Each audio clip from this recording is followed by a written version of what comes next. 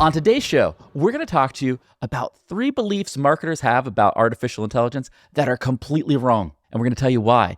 Also, you're going to want to stick around to the very end because we have some deeply actionable tips around how you can get started transforming your marketing with AI if you haven't already. I'm your co-host, Kipp Bodner, CMO at HubSpot. I'm joined by my co-host, Kieran Flanagan, who's the CMO over at Zapier. And this is Marketing Against the Grain.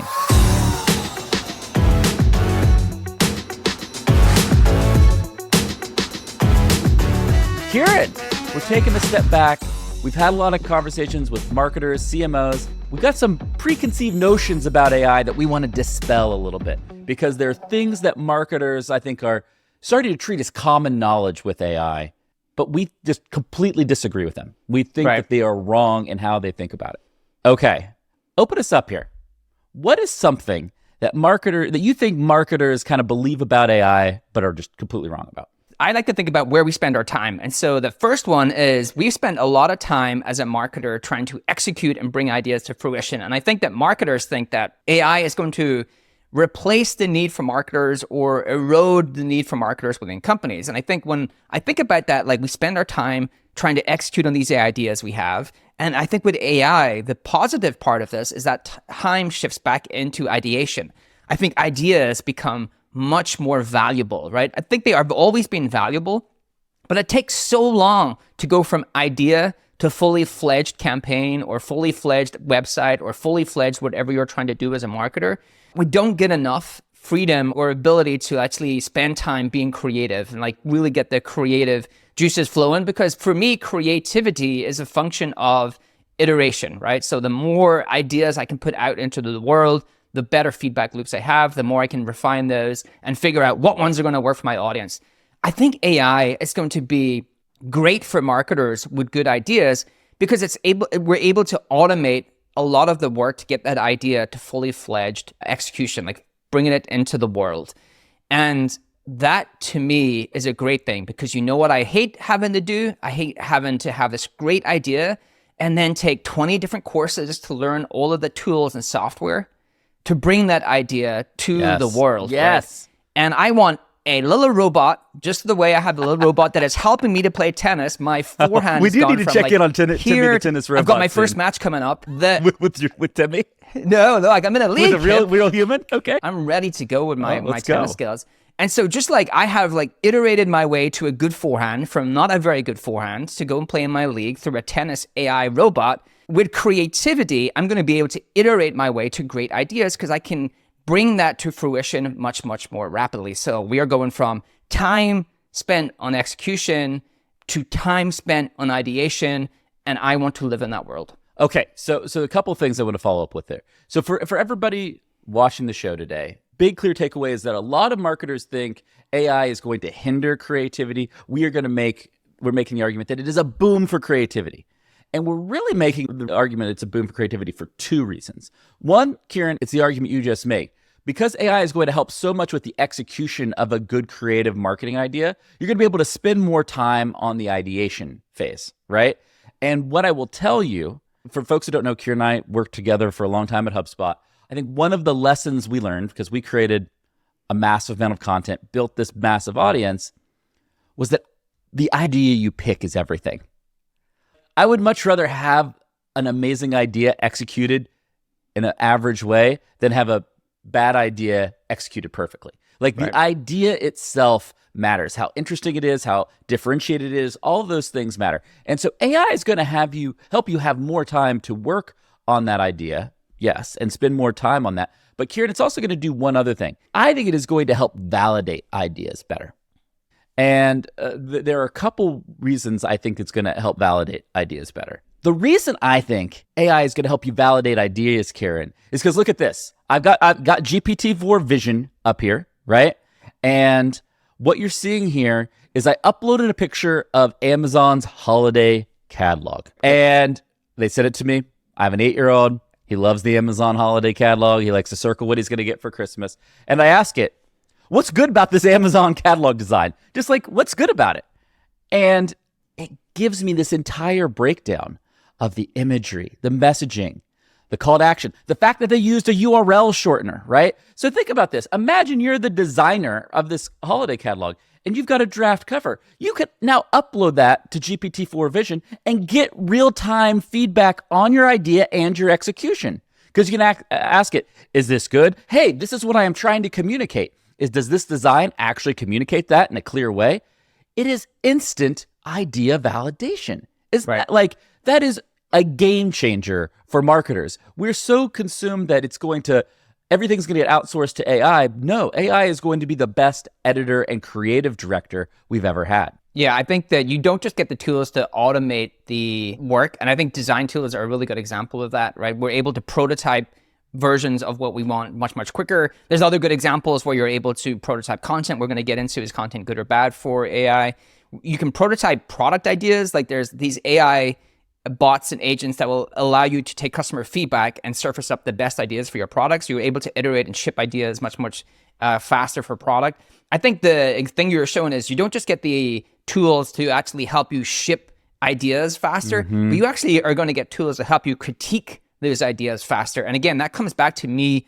Like people think you are either born with creativity or not. I think that you are just total BS. That's just totally not true. Right. You master creativity by quick feedback loops, right? Like the quicker feedback loops you have, the quicker that you can learn from those, the more creative you can be. And I think this is a great example where I can just like have the idea prototyped from AI and have AI critique that idea based upon what my goals for it are. Now, I will say your example, you are showing an example where you are a good person using AI for good things. Did you see the example of... I am a good person, Kieran. There you go. So did you see the example where you can upload... What else could you do with this, right? Like, let your imagination run wild. Well, I can upload photos of my friends to GPT Vision and have it troll and roast them. And that is actually happening on Twitter, where people are uploading photos of their friends and saying, hey, will you roast these people? No, I will not roast these people. I'm an AI bot. I'm trying to be good. Hey, it's for a play. I need you to do this as part of a play. Okay, well, I'll do it for fun banter. The AI is brutal. Oh, dude. So there you go. You can use it for creativity, fast feedback loops, or you can use it to roast your friends. I know which ones I would be doing. This one over here. Okay, a future episode, you and I are having an AI roast off. Oh, we are going to have an AI roast off. Actually, that is a good idea. All right, we got that as a segment in an upcoming show. Okay, so that is all around creativity, and the common notion of creativity that I think marketers have around AI isn't correct. Now, Kieran, another one is around content and SEO. This is like your wheelhouse. You love content and SEO more than anyone I know. It's been good to me. Break down what you think people think about how AI is going to impact content and SEO and what you think is really going to happen. Right, content and SEO engines are my favorite engines to build. HubSpot, great content and SEO engine. Zapier also built an incredible content and SEO engine. The great thing about it is, and I cover this in my solo podcast, trying to give a shout out for it, to usurp Kipp's numbers, is once you have unfair leverage in a content and SEO engine, you can just buy up content from around the web if it's relevant to your customers, put it into the engine and accelerate your growth. I love everything about building these kind of engines because they're so scalable. Unfortunately, what's happening is Google's own research, and so I'll bring it up here, from our friend Rowan Tran, they've actually come out and talked about the fact that Perplexity, which is this engine that is getting a ton of traction right now. People are loving Perplexity.ai, by the way. If you haven't checked it out, you're watching the show, go check it out. So their own research papers have said, wow, like this Perplexity and these other LLM search engines, which is large language model search engines, your ChatGPT, Bard, Bing, they're actually more accurate for a lot of searches than Google's own search engine. Now, Google wrote this paper, right? Now, within the paper, Google have the reason they wrote this paper is because they actually have some ideas on how to solve this. Where large language models fall down for search is in the most up-to-date information. If you were looking for something that is current, that is not where they actually excel, but Google actually have a solution and they'll probably roll that into Bard. Why is this important for our audience? Well, it means that actually, the thing that we have built a lot of demand from over time is starting to erode, right? The capabilities of search are starting to erode. These large language models are much better. We already see this. This was I thought a pretty sad, actually, development is one of my favorite companies, Stack Overflow, which is this incredible company that answers questions for developers, right? It's a Q&A site for developers. It's built off the back of search because I search for things on Google and then they sit in the middle of Google and those answers. So these large aggregator sites, they aggregate a lot of information and they get a ton of traffic from Google. They are all going away. Why are they going away? Because large language models can answer those questions much better than search. What does this mean? Well, it means that for us who have built content and SEO engines in the past, we have to start to build engagement engines, right? We have to move from an era where we did SEO-led growth to an informational-led growth to engagement-led growth, personality-led growth. And I think what AI is going to be a boom for is marketers who are incredible at media, creators. Marketers and creators should be one and the same person. They should be able to create incredible podcasts, incredible YouTube channels. They should be able to create incredible engaging content on all of these other channels that favor creators over brand. And for me, when you're building your marketing team in the future, the content team you want, you will definitely have some opportunity in content and SEO. I am not divesting there. I think there's still an opportunity there. Same. If you have domain authority, you actually have an unfair advantage against everyone else because it's harder to build over time. Less people are linking out to content over time. But you definitely want to build the creator part of your team to be able to build engaging audiences within these channels.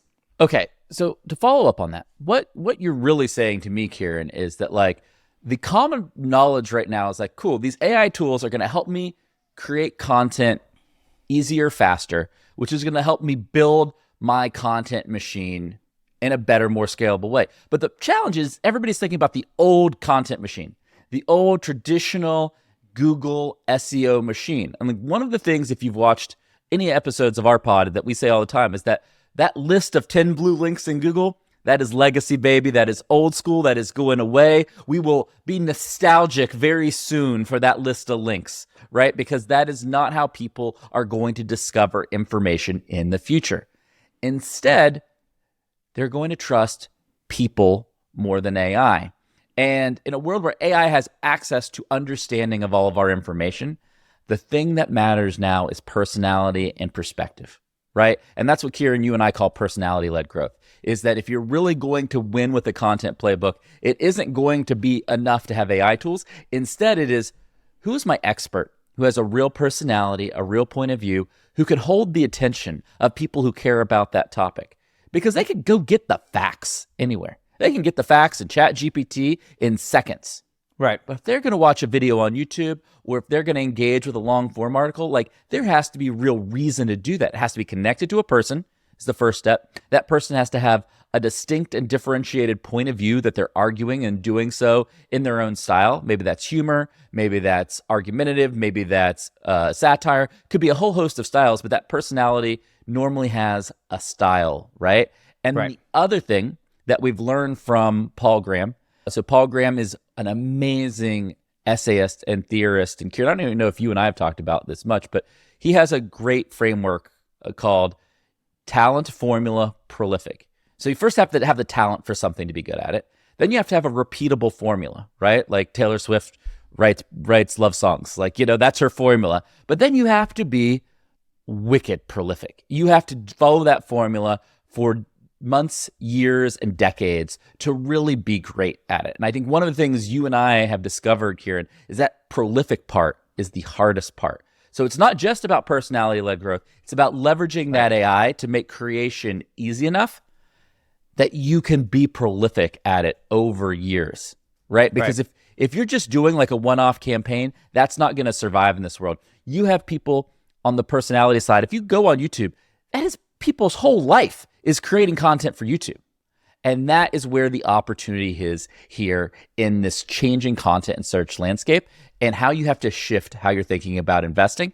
And also, by the way, I know a lot of people here are in the event business, right? Kieran, talk to me. Like, one of the areas I see this personality-led growth really taking hold is in the live and virtual event space, Kieran.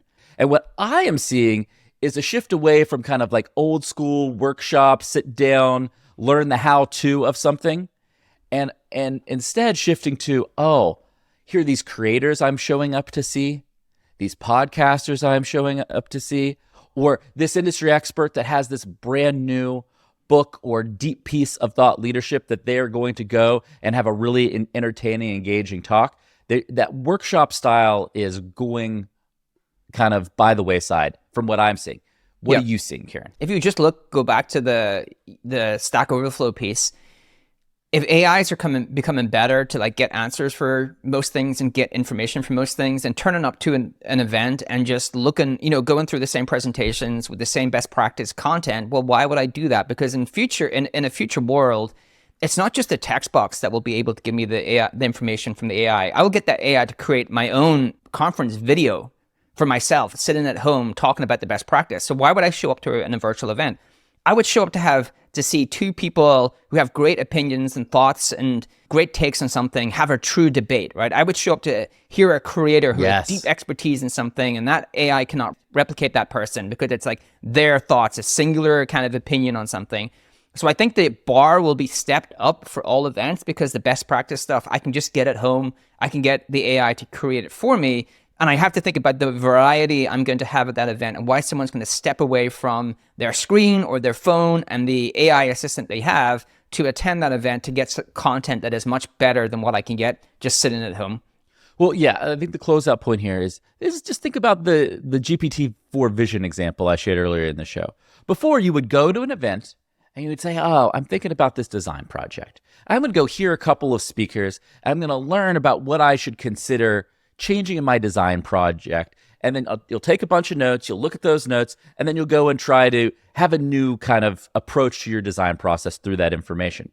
Now you can ask all of that to GPT-4 Vision, right? You could be like, oh, well, I was thinking about trying to solve this better. What do you think I should do? And it might not be the perfect answer, but it's going to get you that iterative answer. And so if you're going to go to an event, to your point, Kieran, I think what you nailed is like the value plus entertainment has to be way higher than it has been. Right. Okay. Our third and final point that we want to cover today, Kieran, there's some marketing skeptics out there. You know me. I moonlight as the marketing optimist in addition to being CMO at HubSpot. I am an optimist through and through. I think I have talked you off of the metaphorical ledge many, many times. There's a lot of people out there that are like, hey, AI is coming for marketing. It's going to take my marketing job. It's going to make marketing less important. And I think that is complete BS. I think nothing could be further from the truth. I think AI is going to make marketing more important. Do you agree, and why? I agree. I think AI helps marketing to eat the customer journey. I think hold on. Double click into that. What do you mean by that? Because I think everybody needs to understand that. Right. So traditionally, marketers are at the start of a customer journey. We create the demand, we create the brand awareness, we actually get someone to sign up for the freemium product, or we get someone to fill out a form to create a lead, or whatever that may be. But we're kind of at the start, and then that person gets handed over to different teams, right?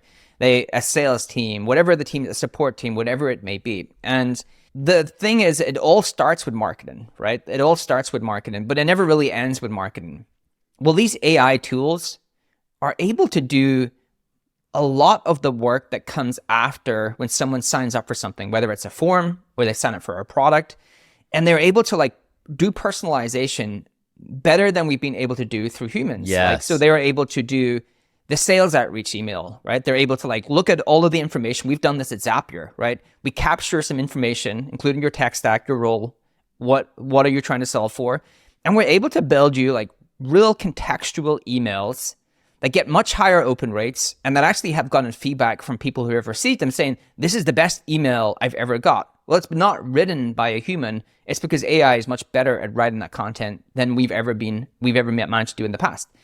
They're able to do all of the live chat, whether it's in your product or on your website, right? They're able to, you've seen this at HubSpot, right? They're able to like have a great interaction and take that person further than the customer journey, right? That person is going in, you're trying to engage them, and then you're trying to upgrade them, and then you're trying to delight them. You're trying to make them a happier customer. And so at all points within those stages, there's an AI tool coming or an AI agent coming that's going to be able to take the work that was used to be done by other teams, and actually we're able to automate that through AI. Now, why does this play in marketing's favor? Because most journeys start with marketing. Marketing are the people who attract the demand, right? And marketers, for the most part, in companies are the automators, right? We've got very good at trying to automate a lot of work, whether that's through email or whatever it may be, automate a lot of that customer journey. And so what's going to happen, I think, is these AI tools are going to allow marketers to automate much more of the customer journey and make it much, much better so they can actually own that customer interaction for far, far longer. And I think that's a boom for marketers who understand how to be accountable for revenue, how to be accountable for actually business impact, how to be accountable for the entirety of a customer journey and use these AI tools to do much more automation. Well, the number one point everybody watching today's show needs to take away, I think one of the biggest misconceptions we all have in marketing right now is when marketers think about AI, they think of it as a tool to create better kind of product marketing and educational content to engage people who may be not aware or vaguely aware of your product and get them in to kind of have a first conversion. That is completely the wrong use case. The wrong place. AI's best use case is what Kieran just said, engagement. Engaging the users and the customers you already have, where you have real data, you can create deeply personal experiences to move them through the journey without humans. So not only do you have that ability to increase conversion and engagement rates, you get to do it at 10 times lower of a cost, which is a game changer for all businesses. And you know who wins in that? Marketing. Because a lot of those humans costs are going to get reinvested in marketing, just as Kieran talked about, for data, for automation, for creative, all of the things marketing is really, really strong at. And that's why I think, Kieran, you and I believe that marketing is going to own way more of the customer journey, become one of the most powerful teams within any company, because they're going to be the folks who really understand how to leverage and scale the impact of AI. Right. I think that a lot of marketers believe that AI is great to scale one-to-many marketing. We believe it is great to scale one-to-one marketing, right? We've seen this in some of the best companies, right? We see it in Amazon's recommendation engine. We see it in Netflix content recommendation engine. We see it in their playlists that Spotify creates. Like, we've seen this in action, but the thing is that usually was for large companies who had a lot of engineers, but that power is going to be put in the hands of marketers. So if I'm a marketer and I'm thinking through this, it's like, oh, I still can do my one-to-many marketing through brand and things like that, but I'm getting a whole new category of tools that can help me do better one-to-one marketing, right? And that means I can do that one-to-one marketing across the entirety of the customer journey, right? And I think that is going to be hugely impactful for marketers who are ready to take on that responsibility. Well, what we have seen at HubSpot is this exact thing play out. We've been using AI for support chat around customers' questions, sales interactions. We're starting to do these super personal emails. And this is all using HubSpot, GPT-4, nothing crazy, nothing that not anybody watching this can have access to everything we're using to do this, right? And not only are the engagement rates way higher, you would think that you're like, oh, this is a cop-out. You want to just save some costs, and this is not as good for customers. The customer satisfaction is 3 times higher with these AI interactions than it is with the human interactions. So not only are you saving money and time, the customer is way happier. And they're happier because they're getting an answer that is better, faster, right? Like, that's all a customer wants is solve my problem, don't make me think. And AI is a huge tool for that. And that's why marketing is going to go beyond just revenue, but going to have a huge role in customer success, customer support, and customer retention for these businesses. And AI is going to help expand marketing's role in every organization. So those are some of the most common things that we think people are out there thinking/worried about with AI right now in the world of marketing. And we're here to tell you that we completely disagree, that there's actually a ton of opportunity, a ton of optimism. There's also a need to change your playbooks. The playbooks and the engines that you built the last 10 years are not going to work the next 10 years. Kieran, we're about to close out the show. What are your parting pieces of advice for marketers who maybe buy into what we're selling and want to be more aggressive leaning into AI? What should they do? I think the thing you really want to lean into is, well, first of all, make sure you're using these tools. You can spend, the first one we covered is how do I get more time to ideate, and how do I spend less time on execution? Like, dig into where AI can help you now, because it can. The second one is, we talked about the fact that most marketers think of AI as a boom for content. We think it's a boom for informational content, but it saturates that and actually elevates the need for personality-led content. You can start doing that from day one. The reason I've always loved marketing is because there's no barriers to entry. You can start to learn how to do podcasts and YouTube, all of these channels that are relevant to your customers right now. If you can't do it, you're in a company and you're like, wow, like we need to get good today. Go figure out if you can acqui-hire a creator. I covered that in one of my shows recently. That will actually jumpstart your abilities here. And the third one is, wow, if you're a marketer and you are not starting to dig into AI to create these one-to-one experiences, you're already behind. We already, within Zapier, use them in our onboarding. We use them to expand customer usage of our products. We're already deeply integrated in AI throughout that customer journey to create these one-to-one experiences. You need to get on that right now.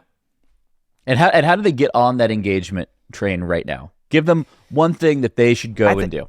I think starting with email is like, I know that is the typical place. Email like or chat. Email and chat are the two most easiest place to get started. Now we're building some customized experiences like through things you can do within your onboarding, things you can do within the Zapier dashboard. Like they're customized to our product.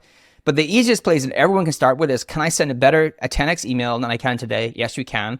Can I have a chat experience where the AI can take on a lot of the work? Yes, you can. Like just there are two simplistic places. If you haven't even tried there yet, you should. There's some like really easy tools to make that a simplistic place to go get started. Even if you're a small company, there's like tools that you can use. Like we have a tool called Interfaces that allows you to create a chatbot for your website. You can just parse in an RSS feed, train it on some knowledge, and actually have it answer questions. You could be a company of 3 people and have that on your website tomorrow. Exact same with HubSpot Conversations. There's a ton of free products. You can go out and have a better experience using AI. It is not limited to big companies with lots of money. All right, Kieran, it has been a blast, and we will see you all very soon on Marketing Against the Grain. This data is wrong every freaking time. Have you heard of HubSpot? HubSpot is a CRM platform where everything is fully integrated. Whoa, I can see the client's whole history, calls, support tickets, emails, and here's a task from 3 days ago I totally missed. HubSpot. Grow better.